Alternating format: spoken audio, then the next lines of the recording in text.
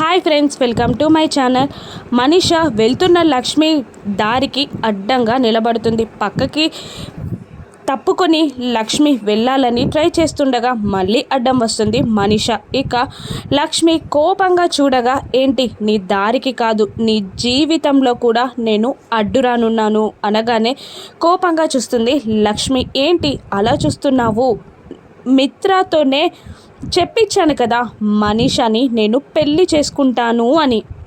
ఇక నువ్వు పెళ్ళి చూడడం తప్ప ఏమీ చేయలేవు అని మనీష అంటూ ఉండగా లక్ష్మి కూడా అంతే వెటకారంగా, నువ్వు మిత్ర గారిని పెళ్ళి చేసుకోవాలని 4-5 సార్లు ట్రై చేసావు. పెళ్ళి ఆగిపోయింది, మెడ దాకా వచ్చిన తాళి దూరం కాలేదా? ఈసారి కూడా అదే జరుగుతుంది అని లక్ష్మి అంటుండగా, ఈసారి కుటుంబం అంతా వచ్చిన నా పెళ్ళి మిత్ర పెళ్ళి ఆపలేరు అని మనీష అంటుంటుంది. మేం ఎవరం కాదు, ఆయనే ఈ పెళ్ళి ఆపేస్తారు. ఈ పెళ్ళిని జరగనివ్వను. ఇది భాగ్యలక్ష్మిలా నా ఛాలెంజ్ అని అంటూ ఉంటుంది లక్ష్మి. ఇక మిత్ర చేత పెళ్ళి ఆపేలా లక్ష్మి ఏం ప్లాన్ చేస్తుందో రాను ఎపిసోడ్స్లో చూద్దాం. Thank you for watching.